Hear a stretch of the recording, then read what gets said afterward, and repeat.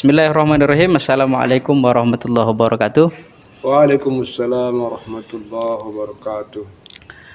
Salam Solusi Media. Jumpa lagi dengan kita. Solusi Media memberikan solusi dalam setiap permasalahan. Baiklah, hari ini kita sudah kedatangan tamu kita, yaitu Al-Ustadz Dr. Hazi Zulfahmi Lubis LC.MA. Hari ini kita akan membahas tentang zakat fitrah. Kemudian kita nanti akan melanjutkan dengan tanya jawab seputar zakat fitrah dan permasalahan-permasalahan yang sering timbul di tengah-tengah masyarakat dan problematikanya. Dan di Solusi Media akan menawarkan berbagai macam solusi nantinya dalam permasalahan zakat fitrah. Oke, narasumber kita pada kesempatan kali ini adalah Dr. Hazi Zulfahmi Lubis. Beliau adalah dosen di Fakultas Ilmu Tarbiyah Universitas Islam Negeri Sumatera Utara Medan. Beliau juga merupakan penasehat dari Ikatan Alumni Timur Tengah, yaitu alumni Al-Azhar, dan beliau juga merupakan pendiri yayasan, yaitu Yayasan Markas Hidmat Al-Islam. Ya, bagaimana kabarnya Ustadz? Kaifa halukum? Alhamdulillah bikhair. Ya.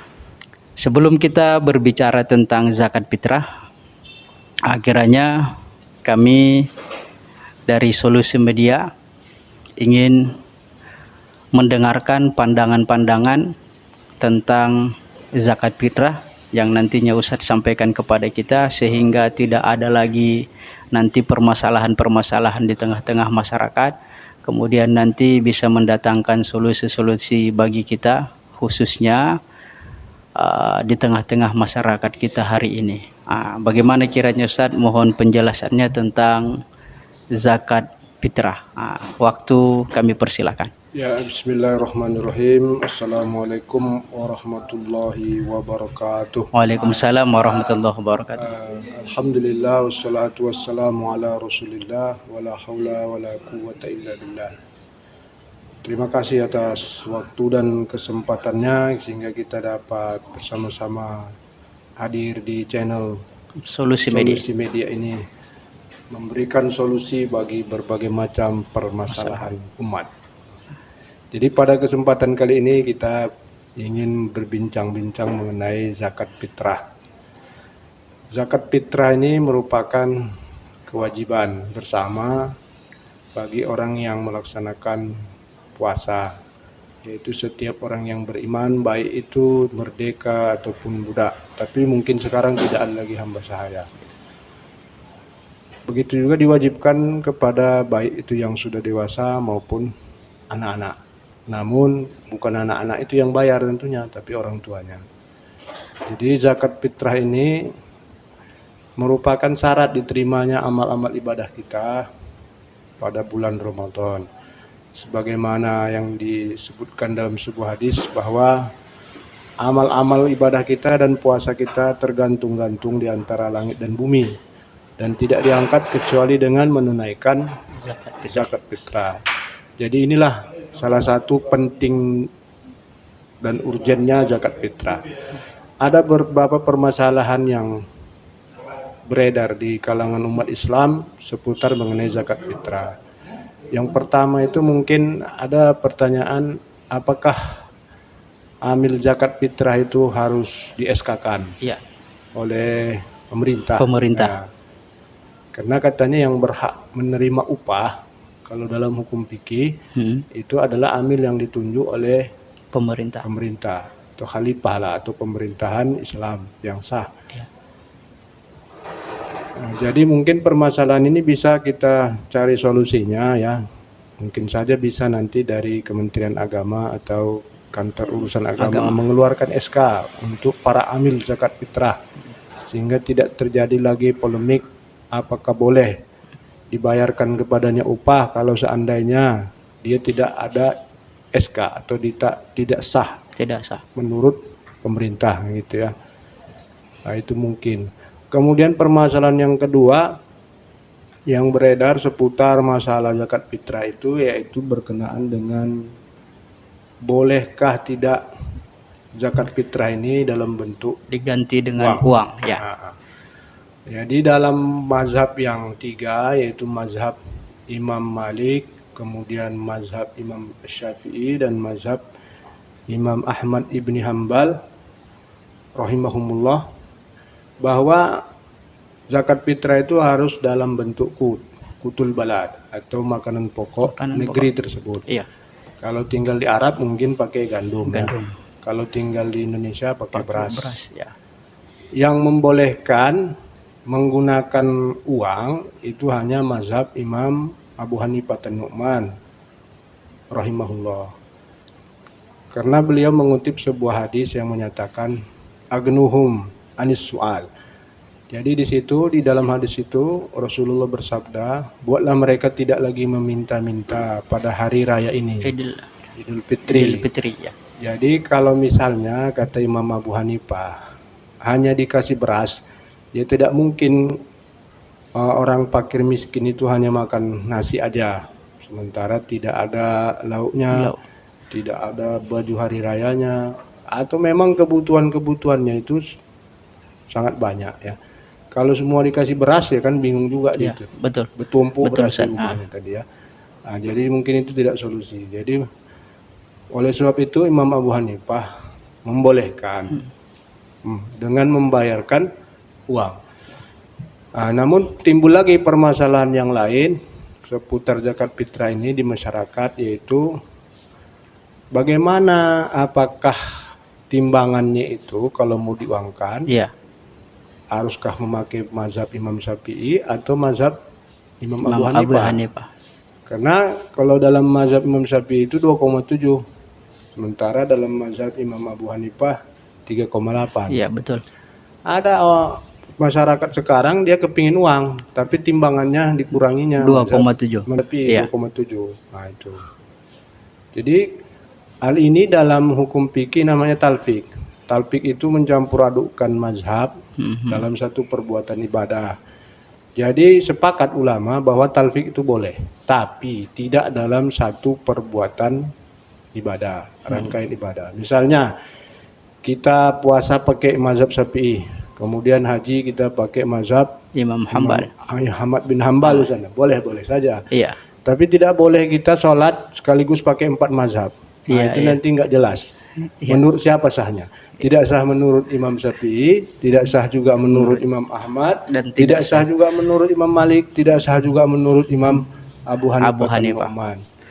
Artinya, ya amal ibadah itu kita itu nggak jelas jadinya ya. Siapa yang nerima nggak tahu kan gitu.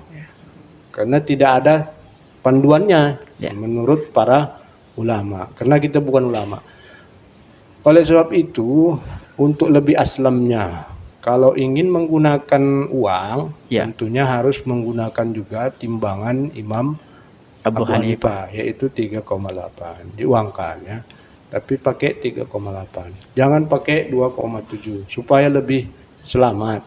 Supaya kita itu tadi yakin kita bahwa zakat kita fitrah itu diterima oleh Allah Subhanahu. Ada ulama yang mengatakan seperti itu. Ada yang menjamin. Ada yang bertanggung jawab nanti di hadapan Allah Ta'ala bahwa ini Imam Abu Hanifah yang bilang. Nah, jadi Imam Abu Hanifah yang bertanggung jawab. Kalau kita nanti bertanggung jawab, kita belum mampu. Begitu ditanya Allah Ta'ala, apa dalilnya? Dari mana kamu tahu? Nah, itu keteter kita menjawabnya ya. Jadi biarkanlah kita serahkan kepada ulama untuk menjawabnya. Dan biarlah mereka mempertanggungjawabkan. Karena mungkin kita belum sekelas mujtahid, Ustaz ya. Karena kita belum mujtahid.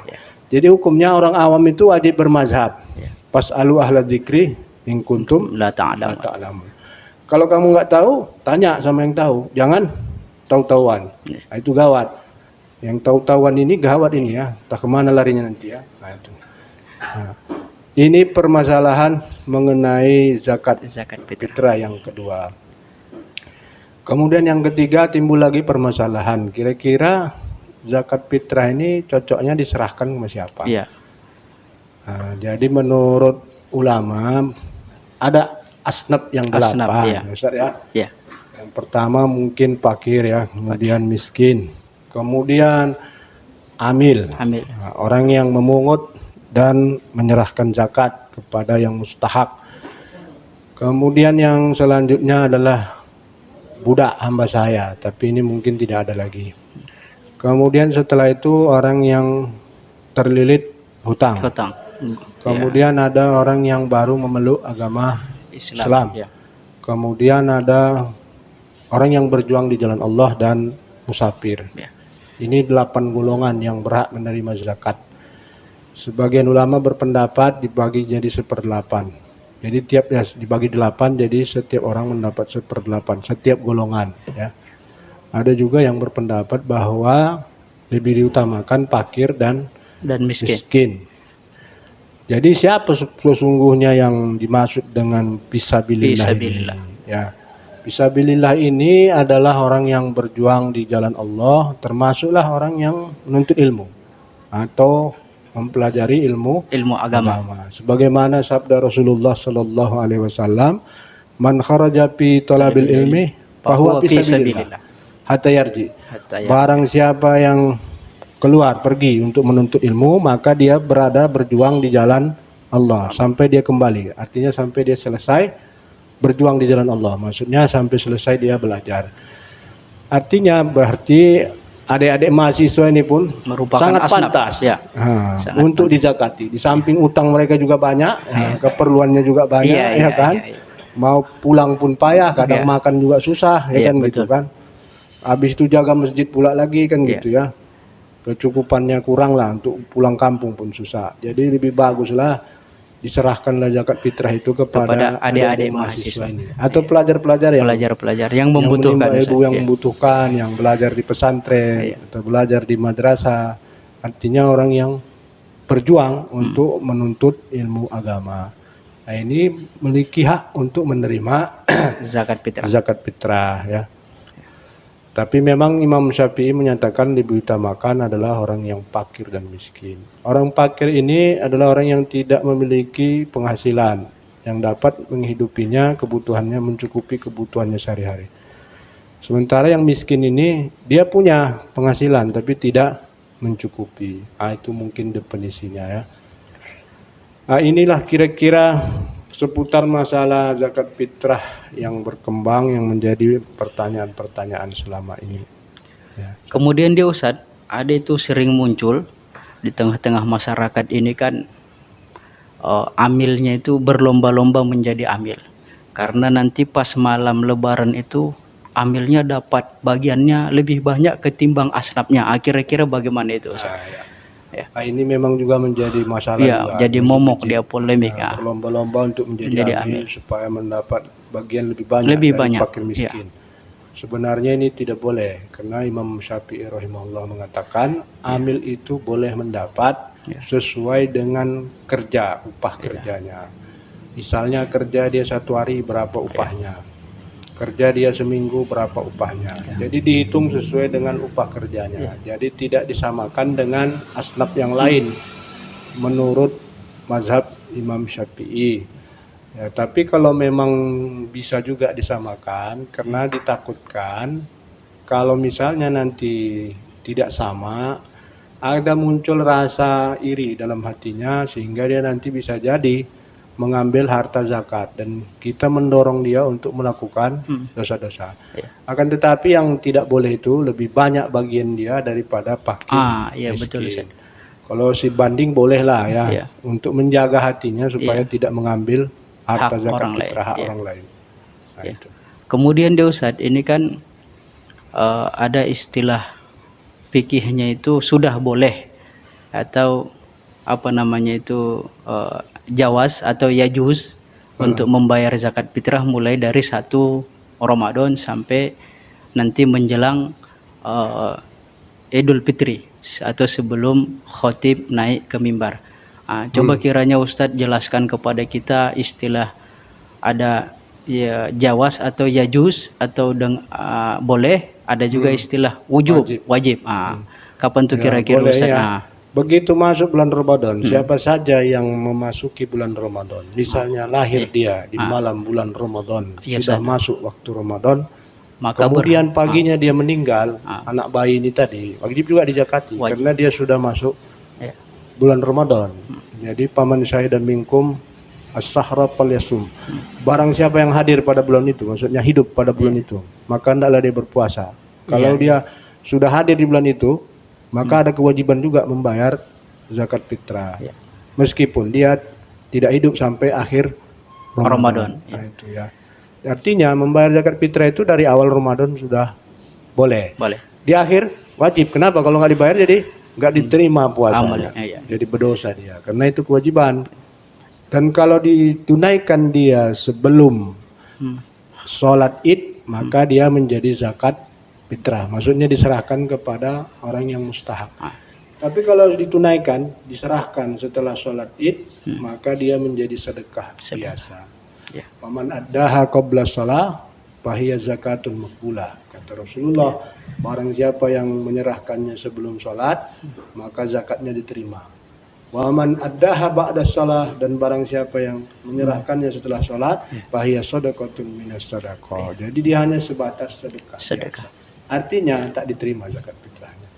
Kalau tak diterima zakat fitrahnya, berarti puasanya juga tidak diterima. Wal iyazbillah. Ya, auzubillah.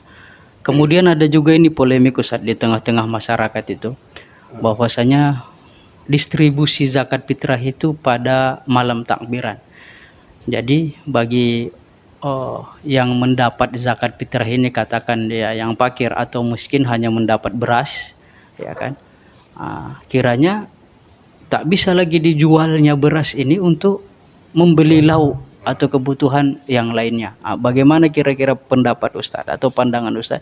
Kapan nih bagusnya kiranya zakat fitrah ini diberikan? Apakah pas malam takbiran itu atau sebelumnya atau bagaimana? Ya, karena tadi kita jelaskan bahwa penyerahan zakat fitrah ini sudah boleh di awal Ramadan. Berarti beberapa hari sebelum hari raya itu sudah harus diserahkan kepada mustahaknya, karena memberikan kesempatan baginya untuk membeli kebutuhan-kebutuhannya untuk melaksanakan hari raya, merayakan hari kemenangan, sehingga nanti pada hari raya itu dia tidak lagi meminta-minta sebagaimana sabda Rasulullah SAW. Jadi terwujudlah maqasidus syariahnya, maksud syariat tadi. Tapi kalau kita kasih besok mau hari raya jam 2 malam kita kasih, maka tidak terwujud maksud syariat tadi. Jadi pagi tadi tetap meminta dia, kenapa? Nggak ada untuk lauk, nggak ada untuk baju, yang ada cuma beras saja di rumahnya kan. Gitu. Iya, betul. Sementara dia mau masak misalnya, gasnya nggak ada. Ya kan? Mau cari kayu bakar lagi udah jam 2 malam kan gitu. Iya, betul. Jadi tidak bermanfaat jadi. Iya. Oke Ustadz, terima kasih ilmu yang sangat bermanfaat bagi kita. Mudah-mudahan di pertemuan selanjutnya kita dapat melaksanakan podcast seperti ini untuk memberikan solusi bagi umat dan di tengah-tengah masyarakat. Syukron jazilan, terima kasih kami sampaikan kepada narasumber kita hari ini, Bapak Dr. Hazijul Fahmi Lubis. Salam Solusi Media. Kami akhiri, wassalamualaikum warahmatullahi wabarakatuh. Waalaikumsalam warahmatullahi wabarakatuh.